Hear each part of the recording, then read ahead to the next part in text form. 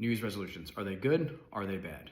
If you asked me 10 years ago when I was still running a gym, I would have said unequivocally bad. We used to love and hate January for the simple reason that we knew that there was going to be a huge influx of people, this New Year's resolution crowd. So we'd run sales, we'd run competitions, all kinds of stuff. And people would just show up in droves. It was fantastic, but it was kind of a false sense of security because these people who come in and the resolution crowd, these are the type of people who weren't necessarily ready, willing, and able to make the changes the year prior on a random date. So, and because there's nothing special about January 1st, they'd kind of just bring that same energy with them into the gym in January, show up super motivated for the first couple weeks, then they'd stop showing up, they'd fizzle out by February, and that doesn't help the gym. Certainly doesn't help the client. So I was definitely anti-resolution. Now that I'm in the industry, 15 plus years, work with thousands of people, I do see the usefulness of the resolution simply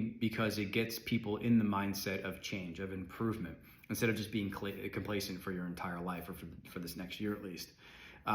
So a resolution kind of allows us to draw a line in the sand, a solid starting line, and I think that's definitely the first step. But the problem that people get into when setting these resolutions is that they view it as a year. 2025 is my year. New year, new me type of thing. And a year is just way too long of a time horizon. It creates zero urgency. So people would say, this year I'm going to eat healthy or whatever. And then they would inevitably screw up, as we always do. And they'd be like, well, I have plenty of time to kind of, I'll do it in February. I got 10 months left. That's plenty of time to do what I want to do. And that, of course, breeds zero consistency. Like I said, there's no urgency. So there's no real motivation to keep doing the actions that are going to move the needle. But if we shorten that time horizon to something like no more than 12 weeks, that sets a finish line, draws another line in the sand, a finish line that we can see that creates some urgency, or at the very least allows us to pace our efforts and energy on the actions that we know are going to move the needle. Like, for example, imagine if you went out to run a race and nobody told you where the finish line was. It would be impossible to know how fast you need to run your best time, but also not fatigue yourself.